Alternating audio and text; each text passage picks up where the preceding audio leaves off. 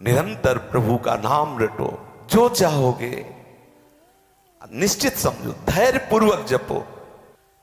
पत्थर डूबने वाली वस्तु है, कोई पत्थर का सहारा ले ले तो वो भी डूब जाएगा, लेकिन प्रसिद्ध है भगवान नाम लिख लिख कर समुद्र में पत्थर डाले गए और वो तैर रहे थे।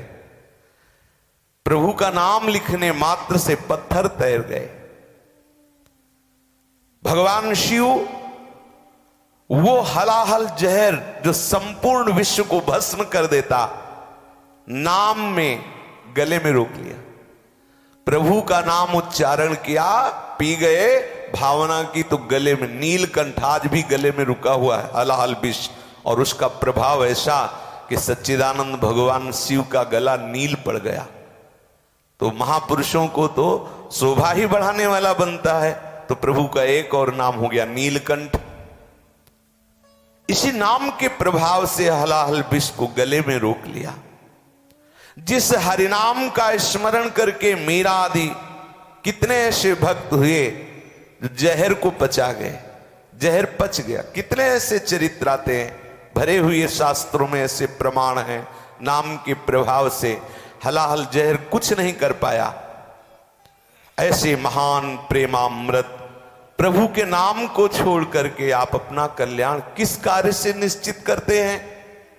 यतः सिद्ध श्रेणीष्वपि परममानार्ह महिमा कबीरो शावाशीदपि च रविदासश्च नितराम सदा यत्प्रेम्णा वैन तनुमपि चैतन्य भगवान विहाय तन्नामेच्छसि शिवमय हा नरकथम। कबीरदास जी महाराज, मतवाला हाथी, उसको भी शराब पिला दी गई। महावत को आदेश कर दिया उस शासक ने कि कबीरदास जी को रौंद दो। उनके हाथ बांध दिए गए, मैदान में उनको डाल दिया गया। हाथी को प्रेरणा करता है बार बार महावत, लेकिन कबीरदास जी के मुख में भगवान नाम चल रहा है। हाथी आगे बढ़ता, जब नजदीक जाता है तो देखता है बबर से भयंकर दहाड़ करता हुआ उसकी तरफ दौड़ता। वो पागल हाथी, शराब पिए हुए हाथी भाग पड़ता है पीछे को। कई बार महावत ने प्रेरणा की हाथी को, लेकिन नजदीक जाते ही भाग पड़ता। बादशाह ने कहा लाओ हम बैठते हैं। जे ही बैठा ऐसी दहाड़ हुई, कबीरदास जी तो दिखाई नहीं दे रहे थे, सामने भयंकर सिंह, कुछ नहीं बिगाड़ पाए। आग में जैसे प्रहलाद जी के लिए होलिका दहन लीला हुई, ऐसे कबीरदास जी के लिए हुई। लकड़ियों का ढेर एकत्रित कर दिया गया, बीच में कबीरदास जी को बैठाल दिया गया, आग लगा दी गई। वो भगवान नाम स्मरण करते रहे, आग चंदन की तरह शीतल हो गई, कुछ भी नहीं बिगाड़ पाई। कितना ऐसा। एक बार वाराणसी के विद्वानों ने कबीरदास जी का यश जब बढ़ रहा था तो कैसे यश उनका नष्ट हो, ऐसा होता है। जब किसी संत भगवंत के यश में डूबे हुए जो वैष्णवजन है उनका यश बढ़ता है तो कुछ को ईर्ष्या सताती है। ऐसा ईर्ष्या सताती है कि वो भूल जाते हैं कि जिनके प्रति जरा सा भी विपरीत सोचना सर्व सुकृतों का नाश करने वाला है, ऐसे भयंकर अपराध को हम करने जा रहे हैं। वो भूल जाते हैं, बुद्धि भ्रष्ट हो जाती है। वैष्णव द्रोह त्रिभुवन में कहीं ठौर मिले न, ऐसा ही अपराध है। और अपराधों के तो मोचन के लिए उपाय, लेकिन वैष्णव द्रोह बन जाए तो बोले वज्र की लीक है, वही वैष्णव क्षमा करेगा जिससे अपराध बना है। नहीं तो भगवान क्षमा कर देते दुर्वासा जी को, लेकिन भेजा अम्बरीश के पैर पकड़ने के लिए।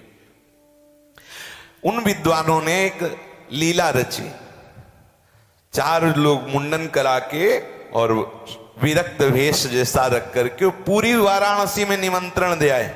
कबीरदास जी के यहाँ कल सब संतों का भंडारा है, पधारो, बड़ी कृपा होगी। कबीरदास जी को पता भी नहीं। कबीरदास जी के यश को कलंकित करने के लिए ऐसी रचना रची पूरे वाराणसी में। अब कितने महात्मा वाराणसी में, सब जगह जा जा करके निमंत्रण दिया है। अब तो कभी सन्यासियों की मंडली आ रही सुबह से, कहीं वैष्णव की मंडली आ रही। कबीरदास जी प्रणाम करते हैं, आश्चर्यचकित होके देखते हैं, बोले महाराज पंगत में कितनी देर है? पंगत में? कबीरदास जी आश्चर्य, पंगत में? और वहां तो हजारों की भीड़ एकत्रित होती जा रही। महाराज आपने ही तो निमंत्रण भेजा, 4 विरक्त गए थे, पूरी वाराणसी में निमंत्रण है, अब ये क्या आप? हाँ हाँ, तुरंत कबीरदास जी समझ गए ठाकुर की कोई लीला है। बोले हाँ हाँ सब विराजो, बस बस थोड़ी ही देर में भोग लगने वाला है सब। और चुपचाप वहां से खसक लिए और एकांत में गंगा किनारे झाव के नीचे बैठ के कहे, ठाकुर जी के प्रति कहने लगे कि लीला बिहारी ये तुम्हारी ही लीला है। 10-5 वैष्णव होते तो किसी तरह व्यवस्था करते, हजारों संत आए, अब तुम जानो तुम्हारा काम जाने, और बैठ के नाम जप करने लगे। ठाकुर जी कबीरदास जी का रूप धारण करके आश्रम में सब संतों को भंडारा पवाया, भेंट दी सब। कबीरदास जी 4 घंटे के बाद विचार किया कि अब तो सब चले गए होंगे, तो ऐसे चेहरा ढक के गए। जब देखा वहां तो लंबी लंबी पंगत लगी, जय हो जय हो, और सब यश गान करते। भाई कबीरदास जी के यहाँ जो प्रसाद पाने को मिला पूछो मत, और दक्षिणा 1-1 असरफी मोहरे। कबीरदास जी ने कहा भूख लगी, हम भी प्रसाद पा लेते, तो ऐसे ही चेहरा ढके हुए और पंगत में बैठ गए। भगवान कबीरदास जी के रूप में ही परोस आ रहे हैं, सब पार्षद जो है वैष्णव रूप धारण किए हुए परोस रहे हैं।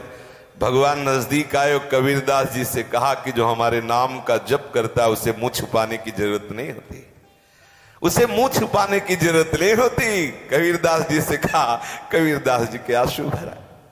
जो भगवत भक्त है, भगवान नाम जापक है, कैसे भगवान प्यार करते हैं।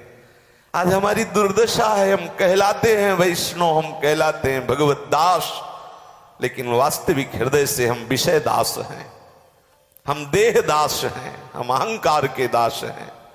अगर हरिदास हो जाए तो निश्चिंत हो जाए, निर्भय हो जाए, निश्चूक हो जाए, निसंशय हो जाए, कहीं छू न जाए विपरीत भावना, 10 दिशाएं मंगल मोदमयी हो जाए। यहां तपस्या साधना प्रधान नहीं, या संबंध प्रधान है। हमारे प्रीतम राहु को काहू मने दिए, मेरे प्राणनाथ श्री श्यामा, शपथ करो तृण छे, मेरी लाडली जू, मेरी प्रियाजू। प्रभु के प्रति एक ठसक, एक अपनापन, ऐसा अपनापन किसी भी परिस्थिति में दूसरा याद ना आवे, बस ये सब सिद्धियों की सिद्धि है। जिस नाम के बल से कबीरदास जी महाराज का यश फैला, संपूर्ण काशी के विद्वान माथा रगड़े कबीरदास जी के चरणों में। कितनी ऐसी लीलाएं हैं, कितनी ऐसी लीलाएं। कबीरदास जी को ये दिखाने के लिए कि पढ़े लिखे तो ज्यादा है नहीं और इनका बड़ा यश हो रहा है, तो एक विद्वान आया दिग्विजयी के बनारस में विद्वता का गढ़ है कि यहां सब हमसे शास्त्रार्थ करें, अगर हम पर विजय प्राप्त कर ले तो कोई बात नहीं, नहीं तो सब हार पत्र लिखें। विद्वानों ने सुन रखा था कि बहुत अद्भुत विद्वान हैं, तो उन्होंने कहा कबीरदास जी हमारे अगर हार जाए तो हम सब हार जाएंगे। कबीरदास जी के पास जानते थे कि सिद्ध पुरुष है, लेकिन पढ़े लिखे नहीं थे, और सब ज्ञान अपने आप नाम से ही प्रकट हुआ। पहले तो कबीरदास जी ने कहा भाई जो ज्यादा विद्वान हो, पढ़ा लिखा हो, उससे आप जाकर शास्त्रार्थ करें, हमें तो कोई शास्त्रों का विशेष ज्ञान है नहीं। पहले बचना चाहा, जब उन्होंने कहा नहीं नहीं, हमें तो काशी के विद्वानों ने आपके लिए ही कहा कि अगर आप हार गए तो सब हार गए, तब उन्होंने कहा हमें केवल इतना बता दो कि पढ़ के समझे हो कि समझ के पढ़े हो। अब वो बड़े बड़े व्याकरण के सूत्र पलटने लगे, वेद पुराण और शास्त्र, और घंटों बैठे रहे, लेकिन एक भगवान नाम जापक के आगे उनकी सरस्वती भी फेल हो गई, उनकी बुद्धि काम न करे। फिर बोले महाराज एक बार और प्रश्न करो, बोले पढ़ के समझे हो कि समझ के पढ़े हो। आखिरकार चरणों में गिर पड़े, शिष्यत्व स्वीकार किया। जो भगवान नाम जापक है उसके पास विशुद्ध बोध, विशुद्ध भगवत प्रेम, समस्त ज्ञान उसके हृदय में प्रकाशित हो जाता है।